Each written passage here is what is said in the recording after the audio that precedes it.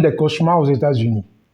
Celle-ci aussi, et certainement d'autres éléments qui se passent dans le monde autour des monnaies de réserve, donnent des cauchemars aux États-Unis. On va voir ensemble aujourd'hui pourquoi cela. Et je vais expliquer en fait pourquoi moi je pense que le dollar est vraiment en chute libre et que le dollar, c'est la monnaie qui va peut-être perdre le plus dans les années à venir. Restez avec moi au long de la vidéo pour qu'on voie ça ensemble. La vidéo sera un peu longue parce qu'il y a plusieurs éléments que je vais partager avec vous. Mais je vous invite vraiment à rester jusqu'au bout si vous voulez comprendre mon approche et comprendre pourquoi je vous pense que le dollar n'a plus beaucoup de beaux jours devant lui. Bonjour à toi, je suis Franck Aigné. Bienvenue sur ma chaîne. Ici, nous parlons entrepreneuriat, investissement, business. Je partage avec toi tous les éléments pour que tu puisses te lancer toi-même en tant qu'entrepreneur, en tant qu'investisseur et bien entendu réussir. Si tu es intéressé par cette thématique, je t'invite donc à me rejoindre ici en cliquant sur le bouton s'abonner, avec une notification pour ne pas aucune vidéo qu'on va publier sur le média. On en publie de temps en temps et il y a aussi des cadeaux gratuits qui sont en dessous. Je t'invite à aller regarder ce qui t'intéresse, tu les récupères, ils sont gratuits, ils sont pour toi. Aujourd'hui, on va parler d'un sujet qui est très intéressant, un sujet de géopolitique et d'éducation financière. Je vais éviter d'entrer un peu dans la politique parce que sinon la vidéo sera trop longue. Je ne vais parler que géopolitique et éducation financière pour que vous puissiez comprendre les enjeux qu'il y a aujourd'hui dans le monde, qui se passe autour de la guerre en Ukraine, de ce qui se passe en Syrie. Tout ce qui se passe autour va forcément impacter notre communauté et impacter l'Afrique. Donc, je vais partir en fait depuis le départ et on va essayer d'aller étape par étape jusqu'à arriver aujourd'hui, savoir là ce qu'on en est aujourd'hui et qu'est-ce qui se passe dans le monde. Donc, j'ai mes notes. Dans ce temps en temps, je dois regarder parce que comme c'est le sujet très précis, je ne suis pas me tromper. Je vais vous donner la bonne information. Donc, déjà, en fait, aujourd'hui, ce qui se passe, vous avez vu les éléments récents. On a vu la Russie qui s'est rapprochée de la Chine. On a vu la Russie qui s'est rapprochée de l'Arabie Saoudite. On a même vu que la Chine a mis en place un cadre, en fait, de rapprochement entre l'Arabie Saoudite et l'Iran. Tout ça, je me suis dit, qu'est-ce que ça cache derrière? Quel est les enjeux qu'il y a derrière? J'ai creusé, j'ai trouvé en fait qu'il y a un truc qui est énorme qui se joue derrière. C'est aujourd'hui la fin des pétrodollars qui se joue. C'est la domination des États-Unis qui se joue sur le monde. Et c'est pour ça qu'ils vont se battre jusqu'au bout. Mais on va comprendre ensemble. Tout part en fait de 1944, lorsqu'il y a la Deuxième Guerre mondiale. Les États-Unis sont sortis de cette guerre-là en étant une superpuissance. Donc, à la fin de cette guerre mondiale-là, les États-Unis étaient le pays qui avait le plus grand réserve d'or. Et ils ont créé en fait le système financier qui s'appelle le système de Bretton Woods. C'est quoi le système de Bretton Woods? C'est en fait un système en fait qui permettait à ce que les États-Unis ont des réserves d'or et en fait le reste du monde utilise des dollars en face des réserves d'or. Ça veut dire en fait que vous avez des dollars, ça vous permet en fait d'acheter les réserves d'or auprès de la Fed, de la réserve américaine. Donc les Américains imprimaient des dollars qui étaient basés sur des réserves d'or. Donc quand vous avez des dollars, ça équivalait en fait à un nombre d'or qui était stocké aux États-Unis. Donc c'était ça les accords de Bretton Woods et c'était fixé à 35 $ l'once d'or. Dans les États-Unis en fait, l'accord de Bretton Woods, c'était quoi? C'est que la Fed devait conserver autant d'or qu'il y a de dollars qui circulent dans le monde. Donc, c'était ça, les accords de Bretton Woods. Donc, beaucoup d'États, de pays ont été forcés et ont accepté d'adhérer à cela. Les États-Unis ont donc pris le monopole. Ils ont donc fait que le dollar qui circule dans le monde est garanti par les réserves d'or. Donc, autant de dollars imprimés, autant de réserves d'or qu'il y avait au niveau de la Fed. Donc, c'était très avantageux pour les États-Unis qui étaient dans une position énorme parce qu'ils avaient la plupart des réserves d'or et c'est eux qui contrôlaient le système financier grâce à la Fed et grâce à leur dollar. Mais en 1960, il y a un événement qui s'est passé, la guerre du Vietnam qui est arrivée et les États-Unis n'avaient plus assez d'or, on va dire, pour les dollars parce qu'il y avait beaucoup de dépenses engagées au niveau de la guerre, au niveau de la santé, au niveau des dépenses d'infrastructure. Et du coup, les États-Unis, la Fed s'est mis à imprimer plus de dollars que d'or qu'ils avaient dans leurs réserves. Parce qu'il fallait bien entendu financer la guerre et financer plusieurs choses. Donc ça veut dire en fait que derrière, vous savez ce qui se passe lorsqu'on imprime beaucoup d'argent, il y a de l'inflation. Il y a de l'inflation, mais cependant, comme l'inflation, comme le dollar a été utilisé partout dans le monde aujourd'hui, l'inflation s'est déportée dans le monde où on utilisait le dollar. Ça veut dire qu'on n'a pas senti l'inflation aux États-Unis parce que les États-Unis imprimaient du dollar qu'ils utilisaient pour leur guerre, mais qui se servaient aussi ça pour pouvoir acheter des choses à l'extérieur et faire des transactions financières. Et comme le dollar, c'était la monnaie de référence, il y avait beaucoup de dollars en circulation, mais on ne ressentait pas vraiment ça aux États-Unis parce que, comme je dis, l'inflation était déportée dans d'autres pays.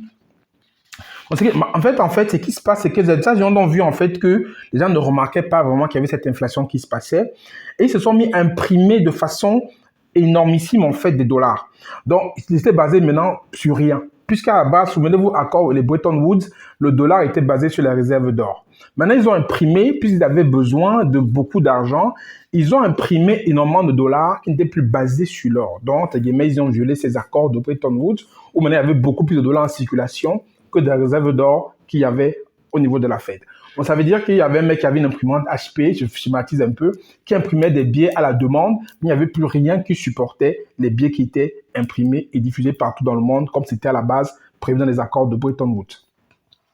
Donc, ça veut dire en fait que justement, ils ont, en 1970, donc justement, ils ont imprimé beaucoup de dollars, ils ont inondé le marché des dollars. Ils se sont rendus compte en fait que si tous les pays demandaient en fait, en échange des dollars qu'ils détenaient, d'avoir l'or en face, ils n'auraient pas assez d'or pour pouvoir donner aux pays qui avaient les dollars. C'était ça les accords de Bretton Woods. Vous avez 100 dollars en or, moi je 100 dollars, moi je vous donne l'équivalent en or parce que je l'ai stocké chez moi.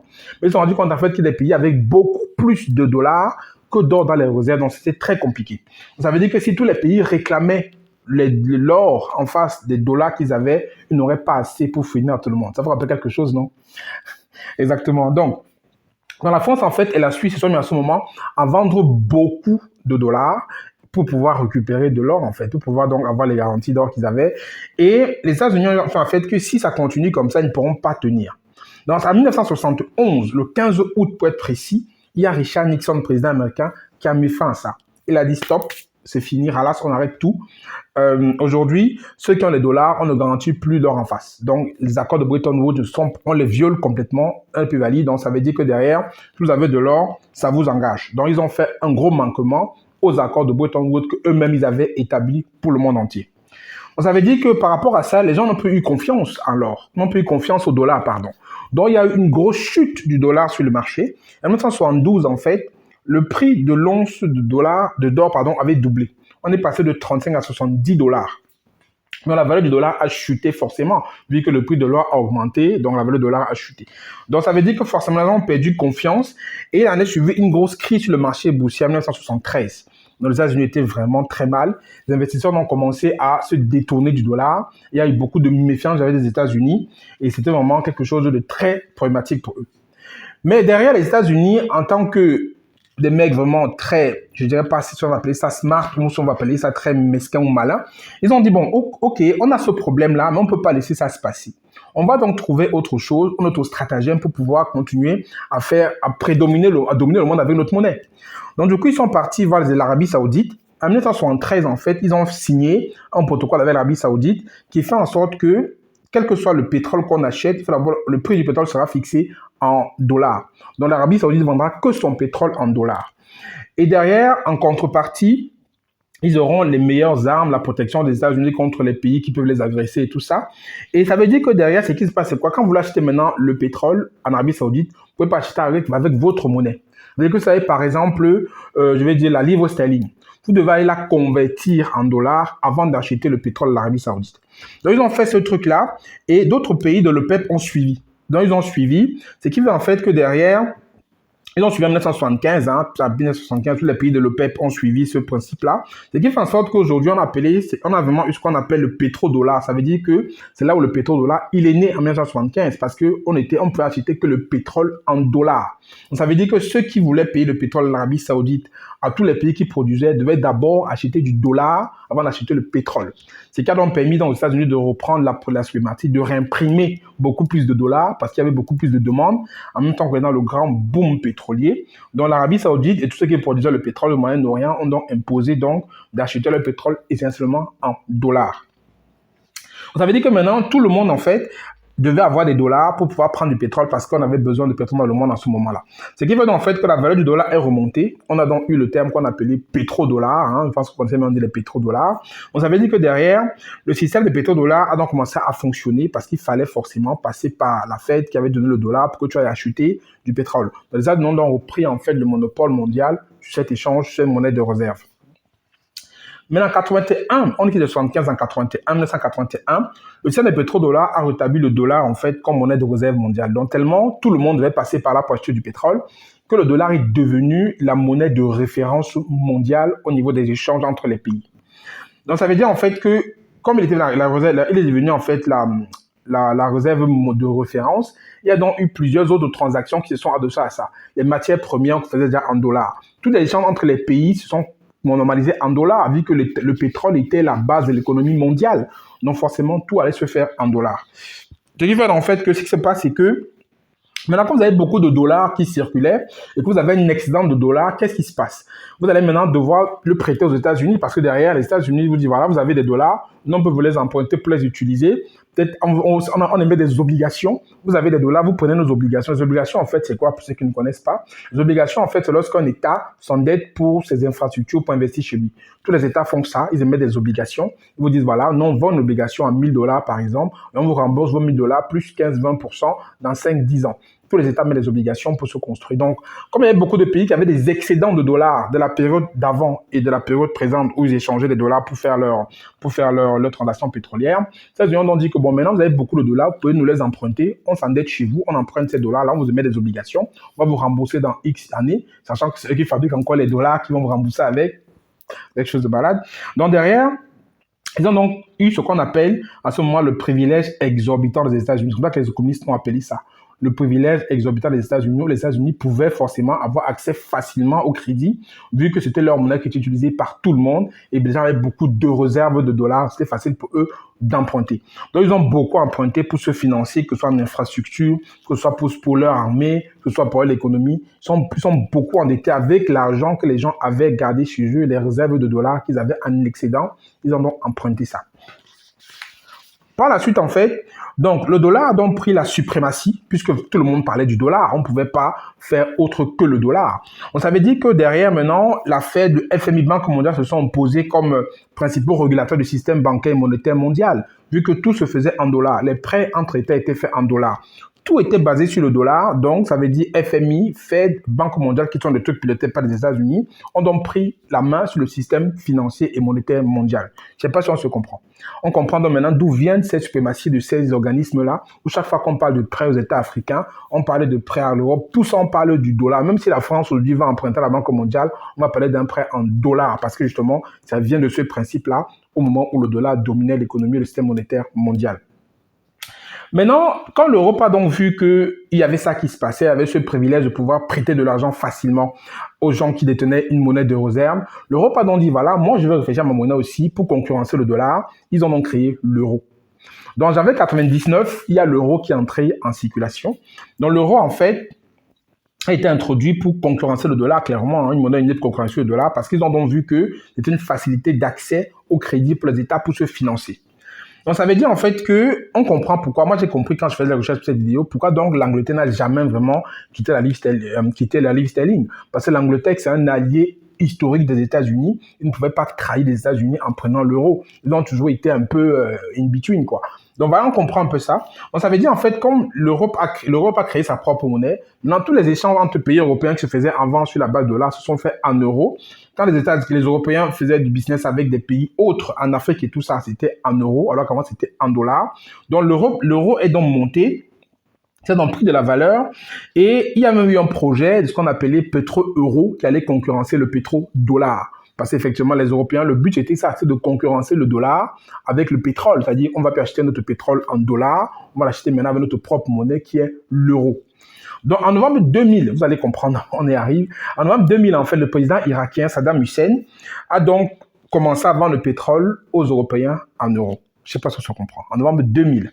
On savait donc dire que Saddam Hussein était le premier président producteur de pétrole au Moyen-Orient a accepté de ne plus vendre son pétrole aux personnes en dollars, de les vendre directement en euros. Ça veut dire que les Européens ne devaient pas aller acheter des dollars à la réserve américaine avant d'aller acheter le pétrole en Irak. Ils pouvaient être en fait directement la transaction en euros avec l'Irak.